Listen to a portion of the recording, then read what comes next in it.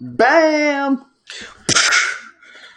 Welcome to another episode of Mike Sports. I'm Eric, joined as always by Landry. How you doing tonight? I just ate food, so I'll tell you in 20 minutes. All right.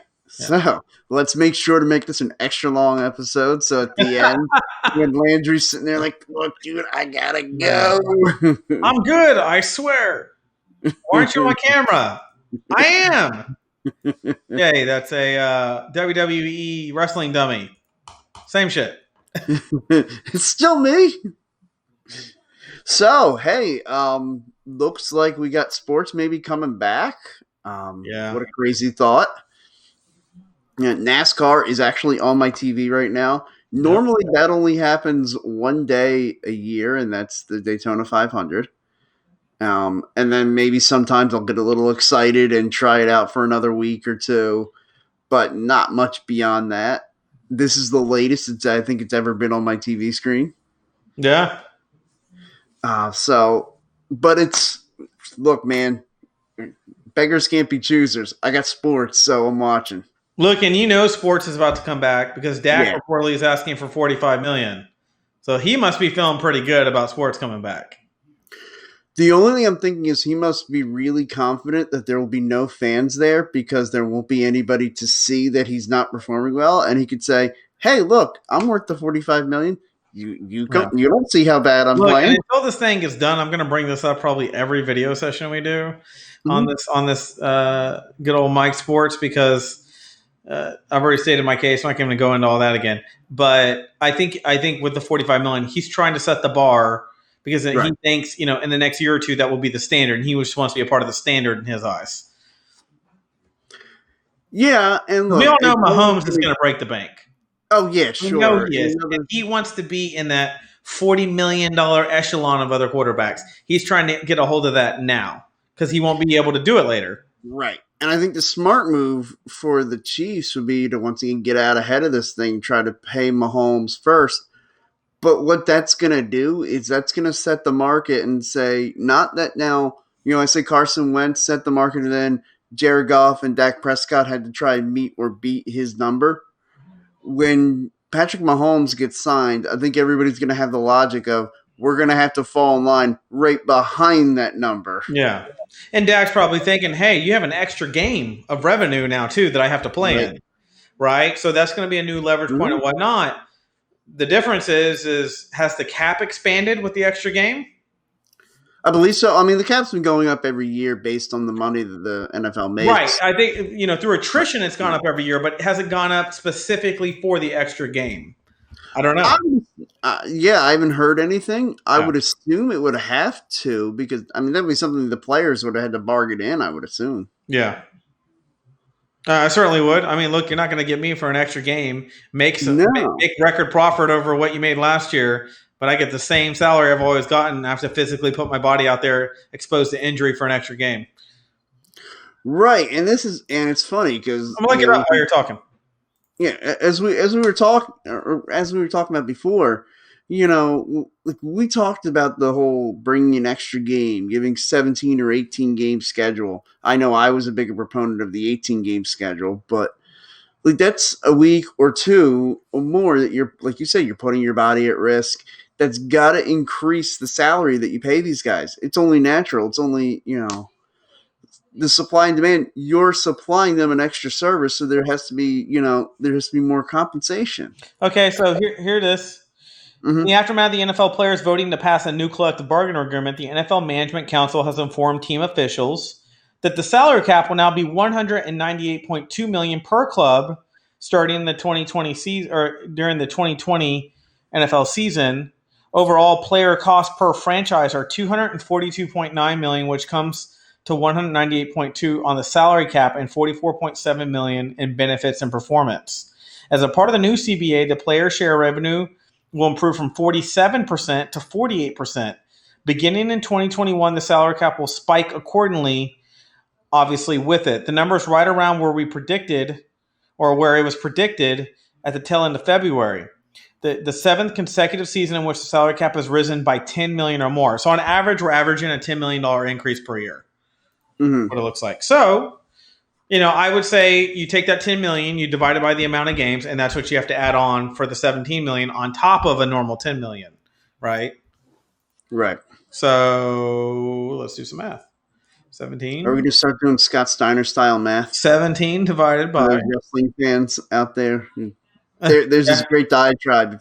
If you right here on YouTube Scott Steiner math, and it would take you the funniest little promo that he did when he talked about a triple threat match he was supposed to have, and he's talking about the chances of winning, and he's doing all this math saying he's got a 240% chance of winning. And what are you, Amazon freaking web systems or what? You know what I mean? It's kind of the average, obviously 1.7 million if you're going to do by 10. 17 divided by 10 is 1.7 million. On top of 10, so that makes it 11.7. Let's round it off and just say it needs to basically be a $12 million increase versus a 10. Yeah. So that makes sense. Hey, an extra $12 million. So a quarterback's like, I want 45 instead of 35. Well, we got an extra $12 million. Why not? Yeah, and that's something where a smart owner, and for all the criticism as an Eagles fan that I will give Jerry Jones, one thing he's not stupid. He's got a good businessman since. Yeah. If you've ever listened to his personal story, why his friends went to frat parties, he was on the road selling insurance in college. So he's been a businessman for a very long time in his life. And it's paid off for him. And, so I got to believe he's done that math. He understands that, like you said, going up an extra 12 million as opposed to 10. He can afford to maybe go a little bit there and maybe not to 45, but he can kind of meet Dak halfway. Well, it also helps offset paying Zeke $90 million. This cap increase says, hey, that's not as big as a hit as originally was a year before. Exactly, and that's why you backload those contracts, knowing that the cap's going to continue to go up, and so that makes that less painful as you go through. Yeah. Well, look, I mean, if Jerry Jones is smart, I'm still going to try to close Dak before the next increase, before the season starts, or whatnot, or just franchise him at the 33.4 or whatever it is the franchise tag makes him available in cash, and say, if you were comfortable paying him $34 million anyway, why would I'm very comfortable with franchise tagging, and people are like, "Oh, that's going to make him upset and whatnot." And then I'm like, "I guess you don't want to be the quarterback of the Dallas Cowboys." I don't know what to tell you. I mean, all this stuff, and look, I'm guilty of having occasionally thought that way as well, but I keep thinking, man, all this, they're going to be mad. Dude, they'll get happy again. I don't know what to tell you. All of a sudden, when they come back at you and say, hey, you know what? You know how we franchised you because we couldn't reach an agreement before? Well, let's see if we can reach an agreement now. Here's the number. Well, and you go back to work. Your business. Have a conversation with Tony Romo. I watched an interview with him about life after being Dallas Cowboy quarterback. He said, one of the things that players have to take in is if you play for a special franchise and Dallas Cowboys being the most valuable franchise, he goes, I made a lot more off the field than the average quarterback on the average team, even if they were the top paid quarterback. He goes, the endorsements you get from just being the Dallas Cowboys quarterback in Texas alone for Ford and Chevy trucks and all that kind of stuff. That's all, cowboyish Texas and whatnot. And he goes, you make a pretty damn good living just on endorsements alone. Like Rob Gronkowski, not even touching his bank account, living off endorsements. And he's saying, Dak needs to kind of look at, hey, if I was to be a, Arizona Cardinal, I'm not going to have these types of freaking endorsements on the side, and that's something he needs to consider. And I'll go back to what I said, and this is where I stand when it comes to Dak. And how I keep reinforcing my point. Put him on the free market. I don't know anybody, even someone who needs a quarterback, who seems Dak's body of work and said, oh, yeah, he's worth 45, 40, $38 million. I don't see it. So I think Dak Prescott's a good quarterback, and I think he can win in this league. He'd be an upgrade for a lot of teams. Yeah.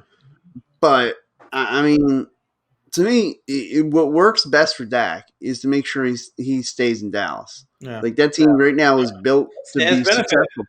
No other system built for Dak Prescott that he's going to go to if he leaves the Dallas Cowboys. He's going to go – he's going to fall before he'll ever rise back up again, likely.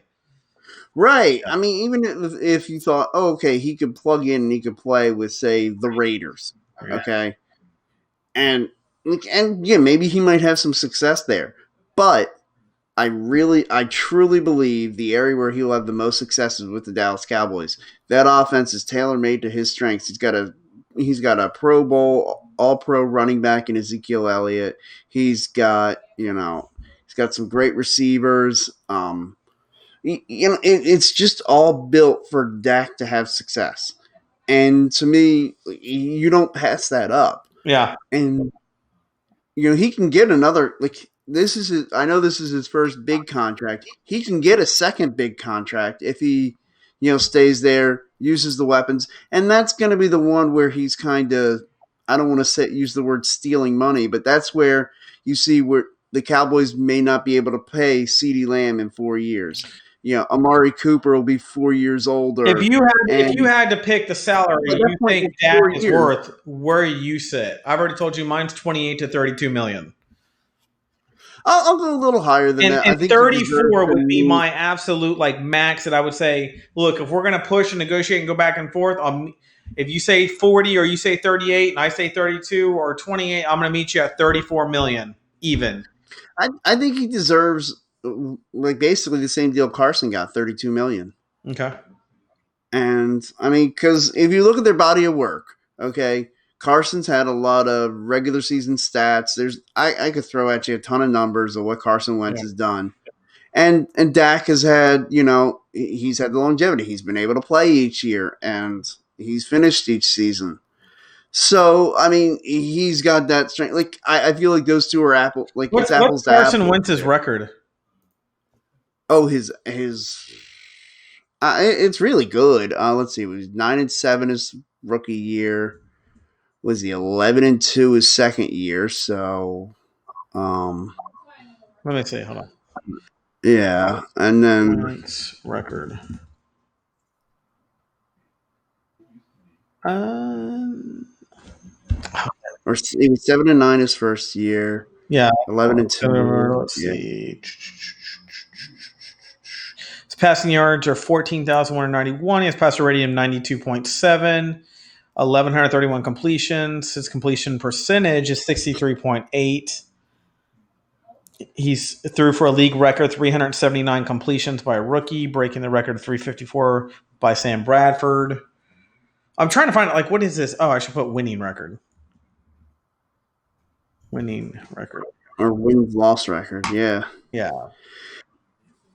I mean, like I said, I do think I will say this. I think Wentz is the better quarterback, but I think Dak is playing in the system that, to me, allows Dak to have more success because of what I just think they're comparable, and so I think they deserve a comparable salary based on what they've earned.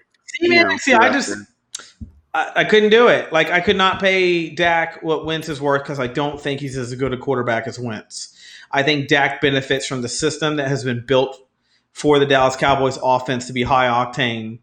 And I think there are a lot of dollars spent to give him the intangibles around him that make him be able to be even at fault sometimes, but still have the system that can carry him through his faults.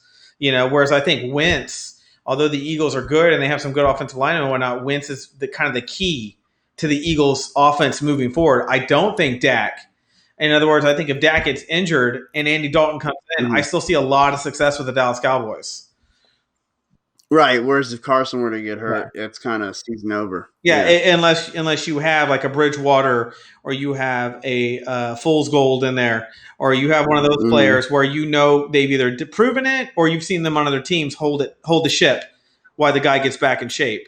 There's not a lot of quarterbacks floating around to me that could be backing up Carson Wentz, and we're all going to go, yeah, Carson Wentz go down, no problem. I don't know a lot of people I'd feel comfortable. If y'all would have got Andy Dalton, I would have said, I feel pretty comfortable if I'm at Carson Wentz. Andy Dalton will carry the ship for you. Yeah. No, we're not saying be as successful, but we're saying be able to hold it together, get some wins, not be a complete losing record or anything crazy. Like when Romo went down, the Cowboys just basically sucked. You know what I mean?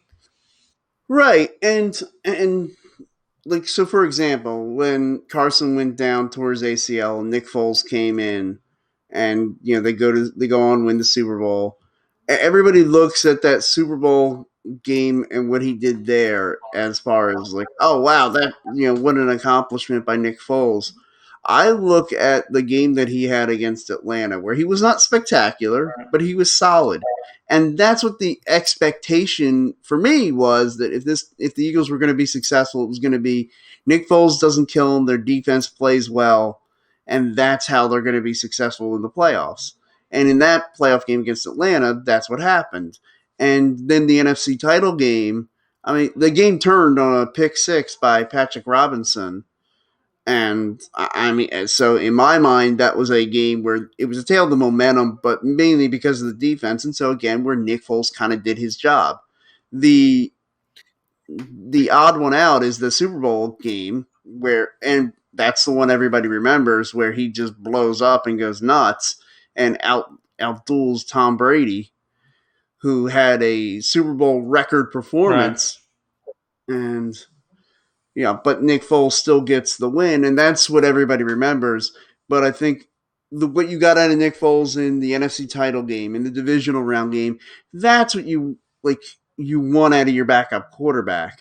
That's when you say, okay, that's a guy who understands his role. He's doing his job. Okay, here it is. I found every quarterback's win-loss records that's currently active. So if you got any other ones you want to know, Carson Wentz is 32-25. And he has a .561. Dak is 41-26 with a .612. So, okay, if you go by that, but like I said, that's not individual. That's a win-loss of your team. You just happen to be the quarterback that controls one side of that ball. So when I look at that, part of that is they don't check the left tackles win-loss record. What? They don't check the left tackles win-loss record. Nobody ever does that. All right. It's just the quarterback. You got anybody else? Name someone else, and I'll tell you what the record is if you want to know. I'm ready. Hey, sure. 249-75. It's a .769. Wow. That's why I feel like I should know that. What's GS? Oh, total games, I'm assuming? 249 plus 75. Game started? Yeah. I guess game started? Yeah, that is. Game started. You got it. Dang, and you can go all the way back to 1970 in these stats if you want. No, these are just active guys? Yeah, I can choose active or I can choose overall, period. Because I'd love to know Dan Marino's record, because everybody talks about how Dan Marino, never got to or never won a Super Bowl. I'm just curious what his win-loss record was. Okay. Active, all players, all teams. Let me go to Miami. Let me go to Miami Dolphins. That's where he's going to be. Dan Marino played in 258 games. He had a record of 155 to 103. A .60 percentage. Definitely solid. Yeah. Anytime you're above 500 in the NFL, you're a quarterback. Oh, Hey, look. Bob Greasy. Donovan McNabb. Bob Greasy, .681. Played less games overall. Played half amount of games that Marino did, though. Who else you got? Donovan McNabb. Okay. Let me go to the Philadelphia Eagles. It's funny, here in Philadelphia, one of the local sports stations, they're having, since obviously there's no sports really to talk about, they're having a settle all debate kind of thing. Each day they're debating a different topic, that has been historically debated. And one of them is Donovan McNabb overrated or underrated? What do you think? I think he's underrated. I think he's overrated. And I never liked Donovan McNabb. Okay. Now my reason behind I always said I think Andy Reid would have had another title if it wasn't for Donovan McNabb, in my opinion. My whole reason why I think Donovan McNabb is underrated, anybody who says he's overrated, as far as in Philadelphia, whether or not he's overrated, I mean, he is not beloved in Philadelphia. The people of Philadelphia, if you mention his name, when they retired his number at Lincoln Financial Field, I was really concerned that fans were going to boo that night. The Eagles were concerned about it and had Brian Dawkins introduce him to avoid him getting booed. And to me, with as much criticism as he's gotten in this area with local broadcasters and everything, I don't know how you can say he's overrated when you've been criticizing him so much. I mean, if anything, he's either underrated or he's appropriately rated. Look, and I'm probably taking in other things he's done, things he said, that I'm kind of dude, you're stupid. And so I think when I take Donovan McNabb as a whole, like his political views, things he's had to say about white quarterbacks versus black, and I just found him like ignorant, I guess, when I heard him Mhm. talk, which And I he agree with all devalued of that. like the way I saw him as a player a lot. Mhm.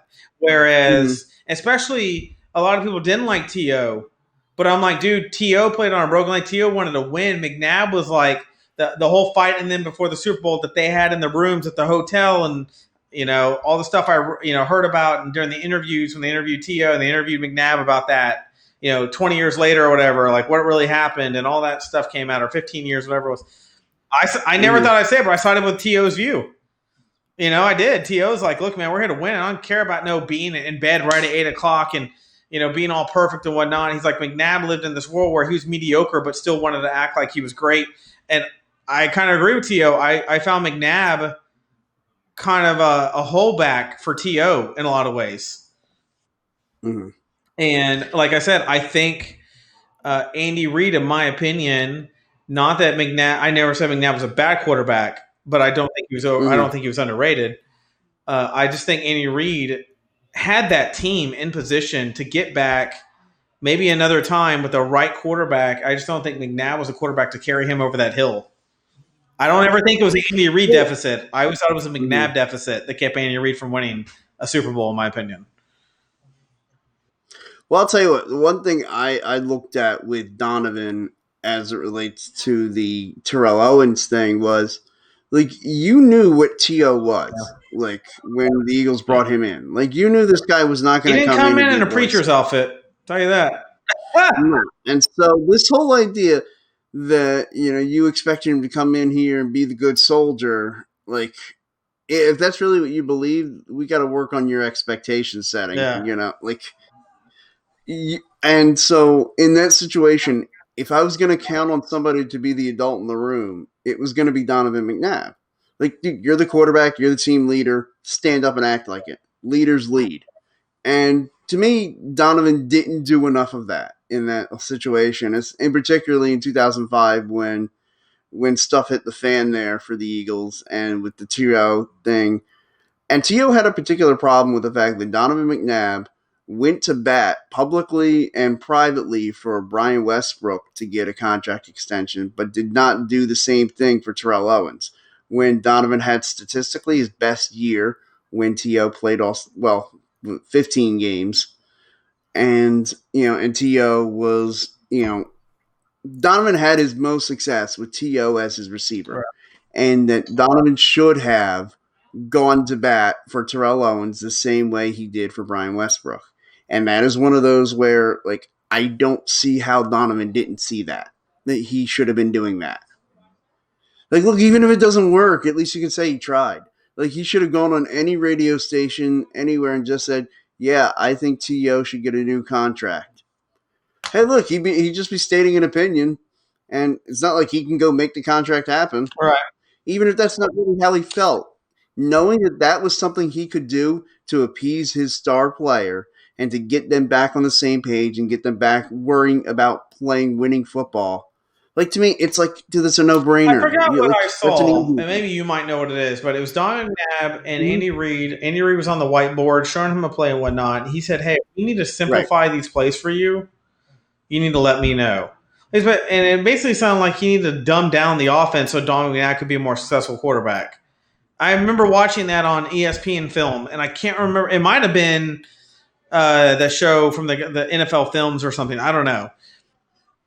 Yeah, I know the show you're talking about. 7 Days to Sunday. And I kind of felt like, well, shit, if you have to dumb down what you're capable as a coach wanting to execute so your quarterback can run it, I'm like, you got the wrong quarterback. Well, sometimes, like, it's not a problem to have that, like, early on in a quarterback's tenure. Yeah. Like, year one, year two. Like, the Bengals I don't know where Donovan McNabb was year-wise on that video. It might have been his rookie year, but I thought it was like his third or fourth year in the league when the film was showing. Could be wrong. Don't know. I know if it's the video, I think it was year two. Okay. Donovan. Well, that's fair then. Yeah, I would say that's fair. I mean, the NFL's a much faster game than college, so. Yeah. You think at this point, with the NFL being so much faster, that colleges would start going, maybe we should push the envelope a little bit and start speeding up a little bit on our end. and just get these guys more like conditioned to a speed that they could face one day. Well, I think what makes the NFL so much faster is you're talking about like the way you dwindle down talent and how you go from thousands of high school teams to 116 college teams, and then you go from 116 college teams to 32 NFL teams, Hopefully and so you're 34. just talking about. Just saying. So, but Well, you're talking about you're men who have perfected their craft and are at the top of their right. species, and they're part of that 1%, and they're in the league every year, meaning that is a consolidated top talent. And even the fastest kid in college may be mediocre in the NFL that year. You just don't know. Yeah, you're 22 years old. You're going to right. The Frazier, the Tommy Frazier.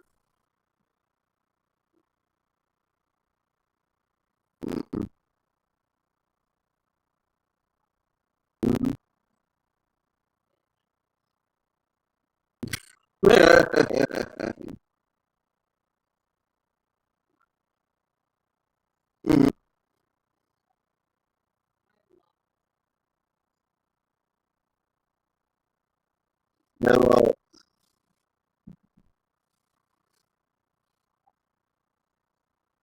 yeah.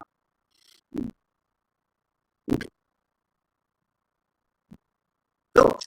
Lance Phillips. Yeah.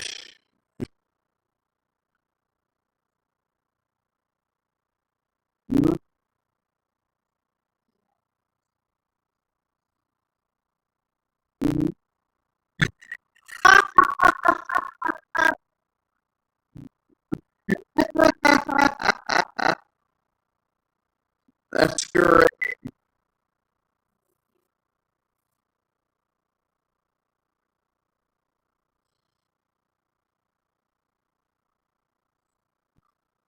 Yeah, yeah.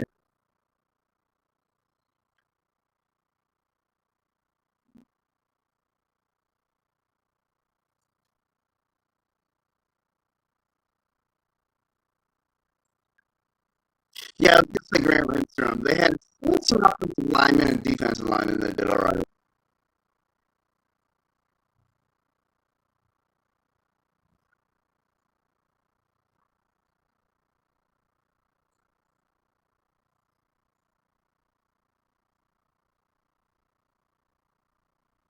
Penn State would have gone. Yeah.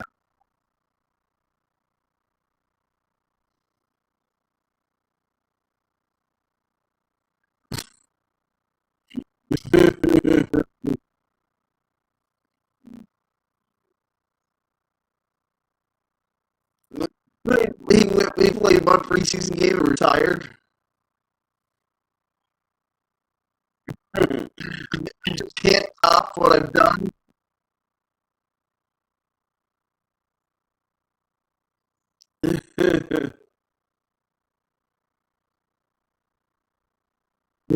After a long, arduous journey through the NFL.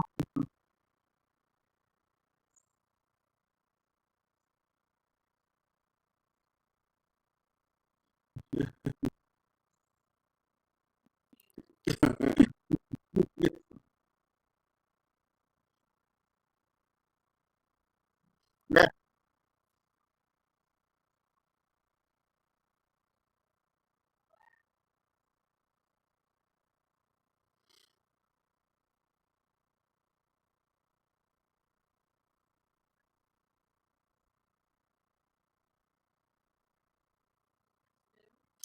Well, yeah, I mean, like teams are trying to run like fast-paced offenses. I know that really started with Chip Kelly and Oregon when he was there, and it was just all about speed, speed, speed, getting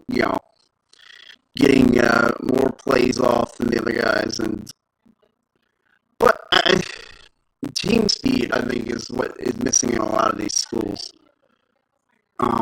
It's just, yeah, I mean, ratcheting things up, sure, but I think some of that is just the competition you get. And what'll be fun is hopefully I'd love to see more of like say LSU playing Ohio State in a regular season game. Because man, how cool would that be? Hey, it's week one, week two of the college football season. Imagine how cool it would be week two. Although this year we have week two in Death Valley, LSU, Texas play. The night before the NFL season kicks off on September 12th. That's gonna be fantastic. Although I have a feeling it could be a little bit of a slaughter. I don't know what LSU's quarterback situation is looking like. I don't know who's coming in to replace Joe Burrow. Who gets to murder Texas's defense. You know, no, yeah, Herman, yeah.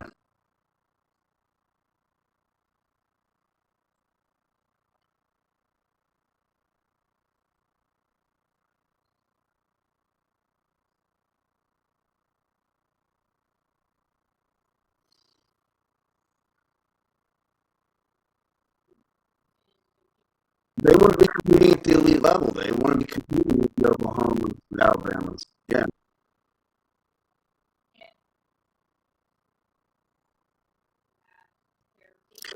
yeah.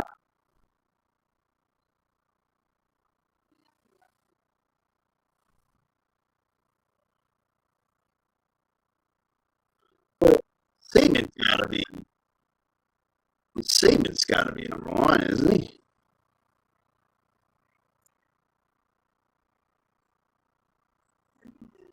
Yeah.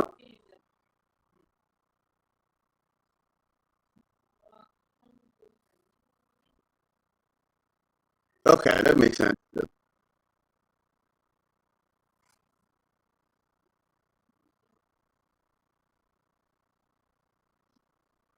Yeah.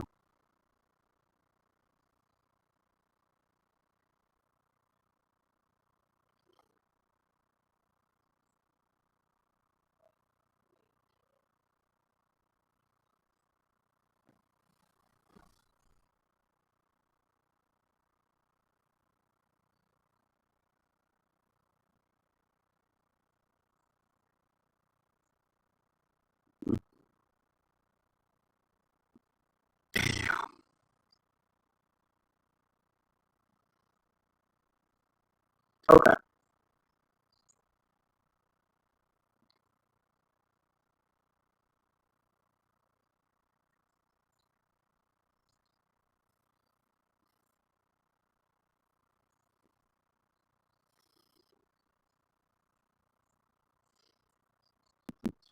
Yeah.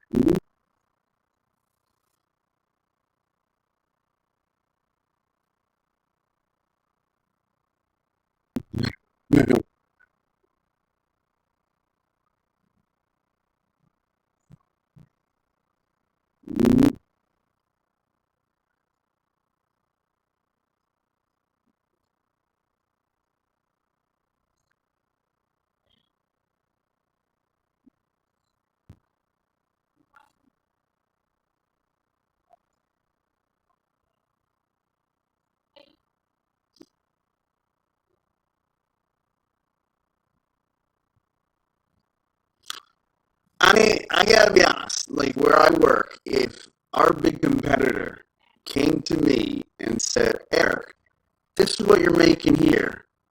We're gonna pay you double.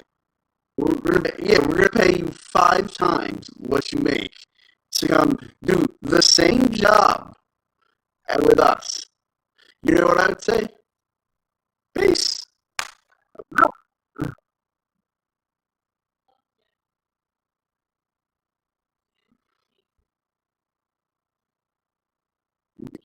Yeah, I was like, what do I gotta do?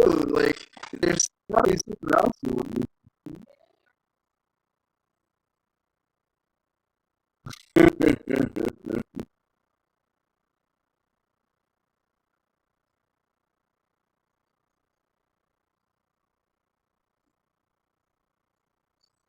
And again, if I got offered from our biggest competitor 5 times, would I stand there and say, I love the place I work at?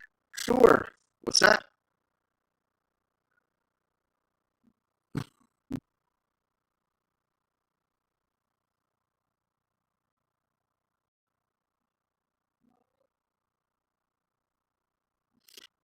Right.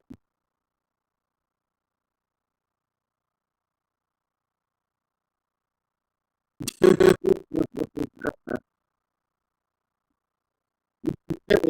be like, right, well, how much are I going to get out of here? Yeah, oh, yeah.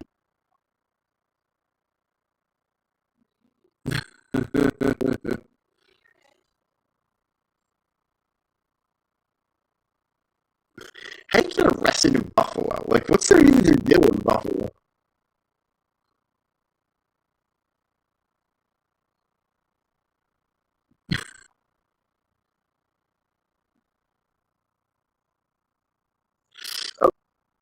Okay, he doesn't need to rob anybody anything. He's the richest man in Buffalo. He's the richest man in Buffalo. What the hell's he gonna do? Like, what's he gonna rob anybody? Just sit there and watch it. I watched the first 4 episodes.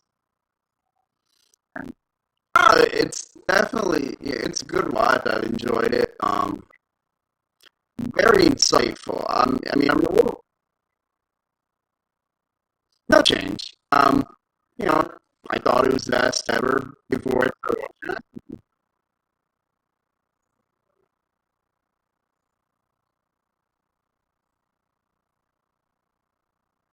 Right.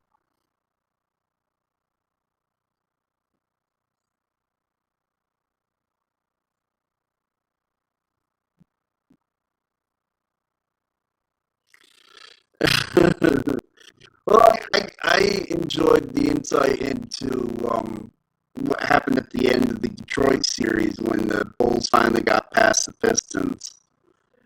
And when the Pistons are just like, oh, we're just walking off the court.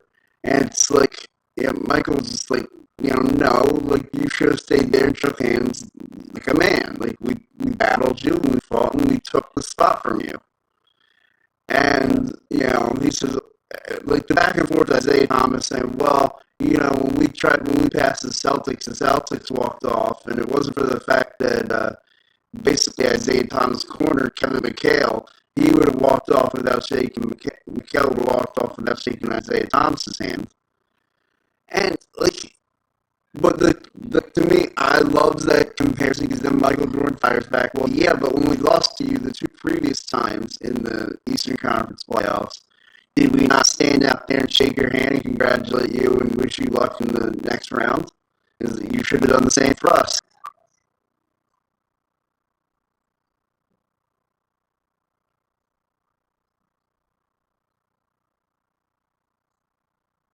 Sure.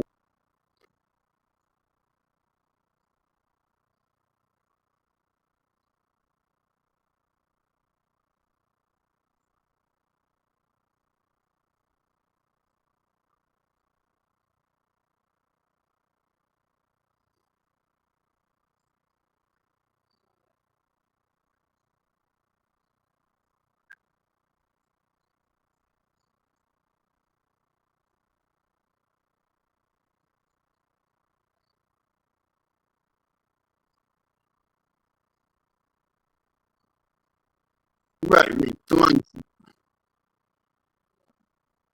Mhm.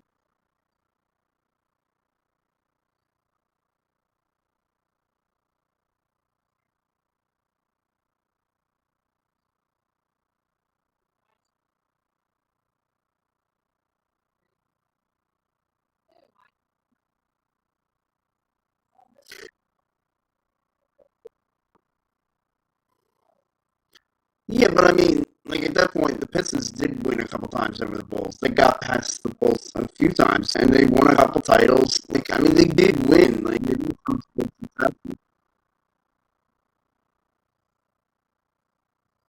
Okay, but runs were removed against the yeah.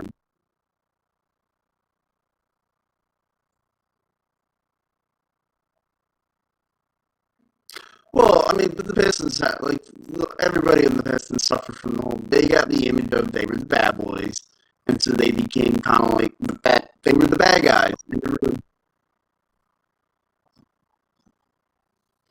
I mean,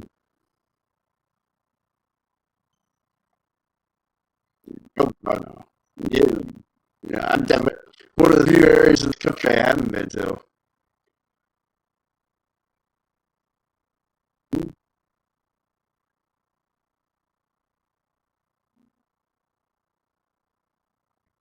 I will say I would have really enjoyed seeing a Bulls Rockets NBA Finals. Yeah.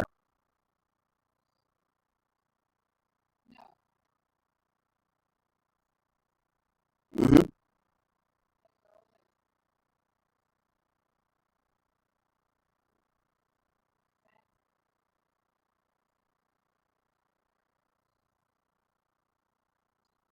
I was. Yeah.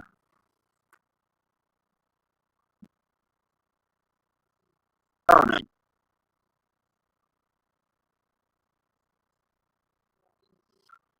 It's funny. I was talking to my cousin who obviously in the last few years we had the run of the Cleveland Cavaliers and the Golden State Warriors going back and forth.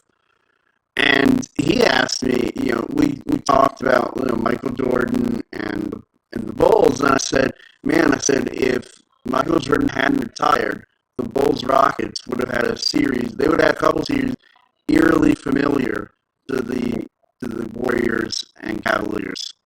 Because it would have just been mega stars just going at it. Like those two teams would have just it would have been to me, at least in a 2 year period, on par with Lakers Celtics.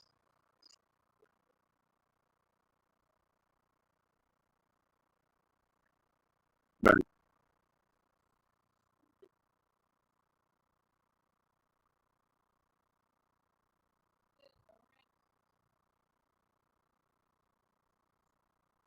Oh, sure. Well, I mean, they said that. Oh yeah,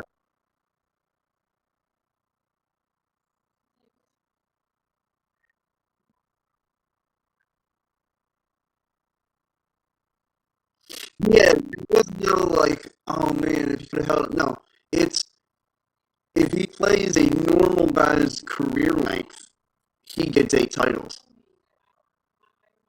If he doesn't take that 2 year break in the middle and then retires again, like still in his prime,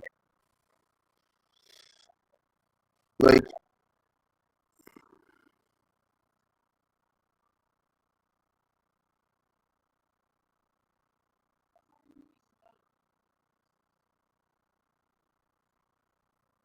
yeah, and I will run a thread. Yeah, that's fine. Yeah. Hmm.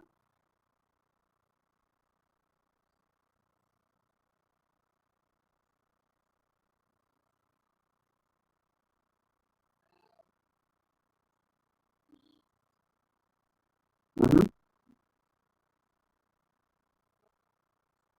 Oh yeah. Hmm.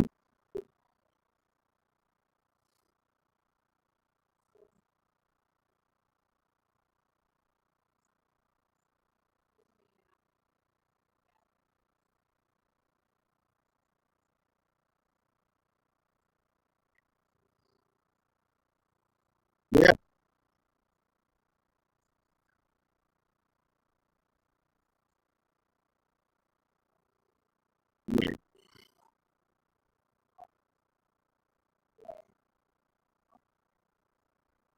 Mhm.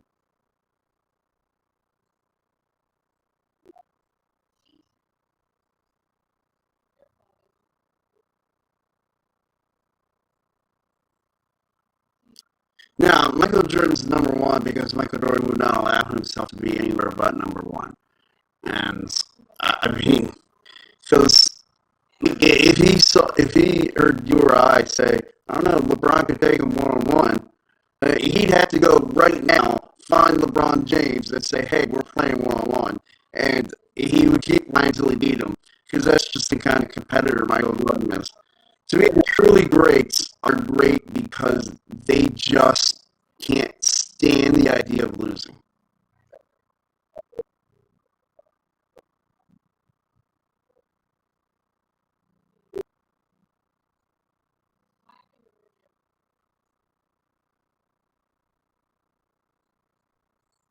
Mhm.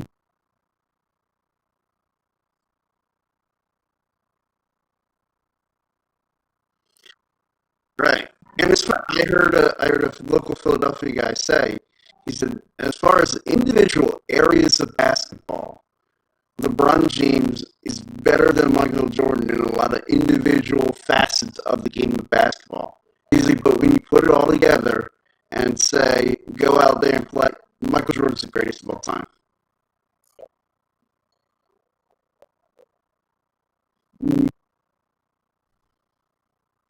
Yeah.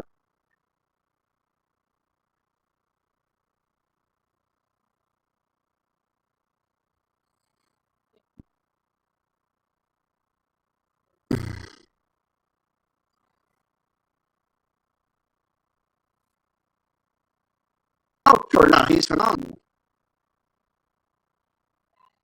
Yeah.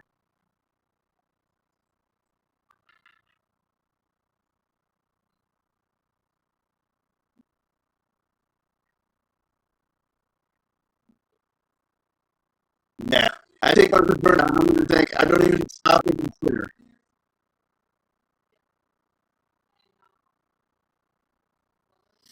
Yeah, like it's funny. It's Michael Jordan. I don't even take the like. If you say if you got 10 seconds to make up your mind, who you taking without like I Michael Jordan. Michael Jordan. Like you know you have 9 more seconds. You can think about this. No, I'm cool. Michael Jordan. Yeah, yeah. Well, I mean, hopefully sports coming back here in the next 2 weeks. I think it will probably take a little hiatus while everybody still recovers from Rona and come back, with a little preview before we get to NFL training camp. And, you know, hopefully we're talking about, the NFL discussing fans in attendance at football games. So I feel like it's got to happen. There's been a lot of information I've been getting about Corona, about like some things that we don't, or some of the things we've learned, like want to know that heat does kill the coronavirus. Um, when you do get it, like apparently according to a lot of the studies, once you get it, it does build your antibodies a lot. So that not necessarily immunity, but like there's very little chance of getting it again. So I mean, there's a lot of encouraging signs. Hopefully, all this means very soon sports with butts and seats. Damn right. Yeah, yeah. And I think we will. I think we'll be able to maybe ask to wear masks at the games. I'm okay with that.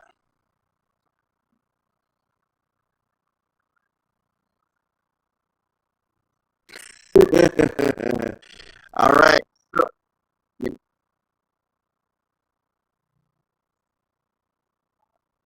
yeah, I think it's going to be the turnaround. It's going to be where everybody's excited. Yeah.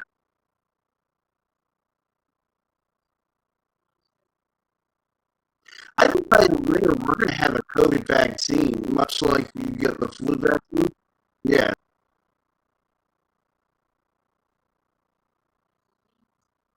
All right. Yeah, I think we're through. I think we're past on.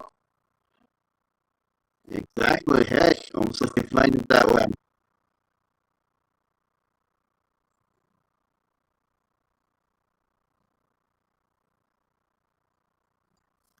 Well, we'll get there.